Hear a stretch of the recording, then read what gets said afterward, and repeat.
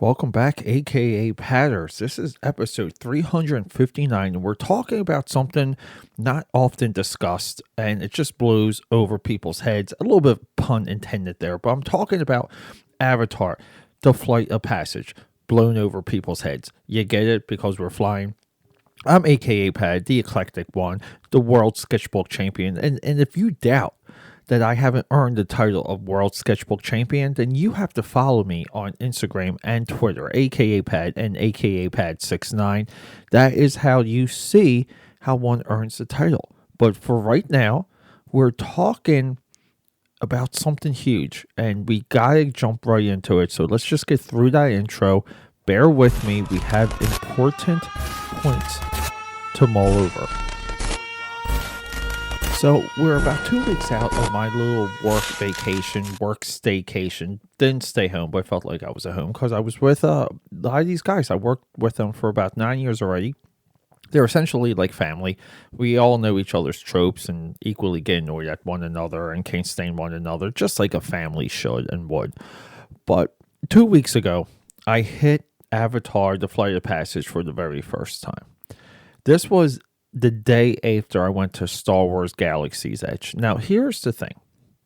I think there's like something happening to where I want to say it's fabricated, it's fake, it's driven enthusiasm for Star Wars. Because everyone was asking me, like, did you go to, when they knew I was down there, like, did you go see Star Wars? Did you go to Galaxy's Edge? Did you do this? Did you do that? Rightfully so, okay? Because some people want to know. But that's in real contrast to Avatar Flight of Passage and the theme park within Animal Kingdom for Disney that depicts the world of Avatar. Okay, because there was like a real energy. There was a real level of enthusiasm in the air for Flight of Passage. There was nothing, even with the COVID stuff, there was nothing for Star Wars. When you compare the two, it literally was one class versus another. And the best of class is Avatar.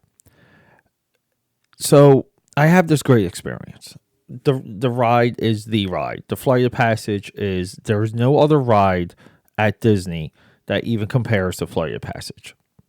Leading into it, I love all like the ride, like the eyeball porn. Okay, when you wait in line and there's always things to look at and stuff to read, and they play intro videos like repeatedly. Everything for Avatar was like perfect. There was a story. The story got set up. The intro videos were really nice, super fantastic, lots of fun. Very reminiscent and similar to the Terminator 3D, the Terminator 2 3D, which we did actually profile on this a little bit ago. We did a good Terminator block. So, previous episode, a quick caveat. I said I never really did a theme park before when I did Star Wars Galaxy's Edge. This is actually the third of them all because we did do Terminator 2 3D. Because we were really deeply discussing the Terminator franchise from like film to film or property to property or whatever. So you get through Avatar, and I'm with grown men. As soon as they were done with the ride, they jumped back in line to go again. Okay, there's nothing in Star Wars compared to that level of enthusiasm. When they open Animal Kingdom, there is a migration to Avatar. There's a migration to that end of the park. Okay, everyone just goes there. They do everything else after. The rest of Animal Kingdom opens when everyone else is done with Avatar. So you have to like take these things into consideration, and you have to kind of say to yourself, what is Star Wars right now? Like, if Star Wars doesn't have that level of experience, and Avatar has it, and then like no one's talking about Avatar, but the people there are sharing something we have to call shenanigans. We have to almost get angry about this in like a very significant way because you have been lied to. Now, I give Disney some credit. And I do think this is driven by analytics. When you go to Disney and you see like the hit movies, there's like like a subheading, and there's a subheading for action. The first movie on both of them is Avatar. Now that could be alphabetically very well, but I believe Disney knows what Avatar is. I believe Avatar gets really high stream numbers, really high numbers on Disney Plus. They know what's happening at the park. They see it. And they're keeping Avatar relevant, but they kind of have to fight the Star Wars battle. They have to try and win over a new generation for Star Wars because they paid so much money for it.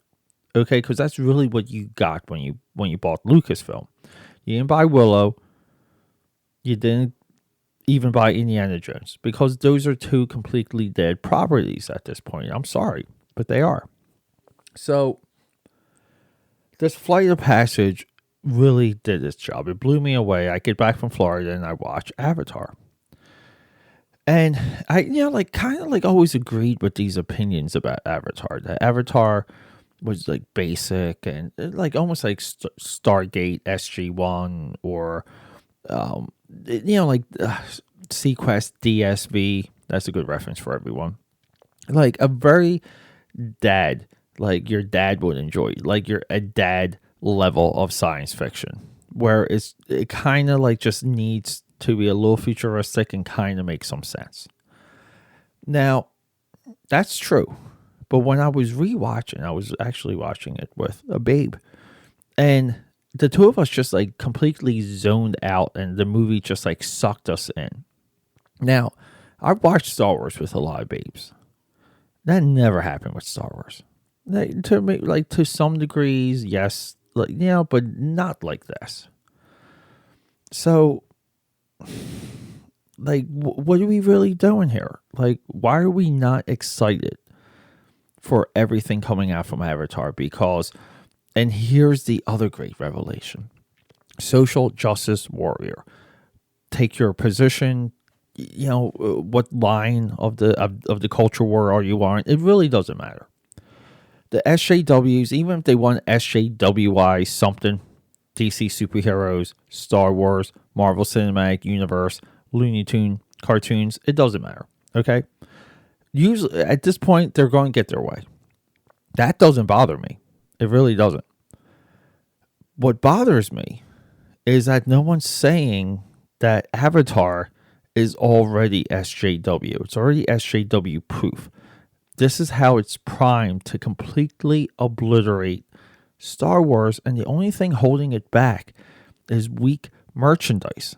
Avatar needs better merchandise, and this is it. This is the Star Wars replacement, and you can say what you want, but it's a modern day replacement. It's a new property that came out of nowhere, created by a genius, cranked up by a theme park, and it's indoctrinating people every single day because the ride and the overall experience derived from the world of the movie is almost perfect. Like, the only reason I don't say it's perfect, because it's hard for me to say something's perfect. If you get perfect and you back it off a little, this thing's perfect, okay? And Avatar being SJW proof is actually the strength of the property, the storytelling, and it doesn't mean that it doesn't have social justice warrior leans. It does. Like in the environment, prominent, strong, in-your-face female characters, sacrifices for the greater good, anti-capitalism, anti-military. These are all the themes running through Avatar that are rich and there and palatable. I can never say that word, but it's there and it's thick and you can't ignore it. So that was my big takeaway from the park experience, is that Avatar is unstoppable. If you want to invest, buy up everything Avatar on eBay right now. The toys, mint in package, mint on card, MIB, MOC. Get as much of that really weird hard to find Avatar merchandise now and just sit on it because it will pop. And there you go, everyone. I love you. Peter A. DeLuca here, aka Pad's Audio Audacity. Next episode, 360, begins our Netflix insanity. 360, we get Underground 6.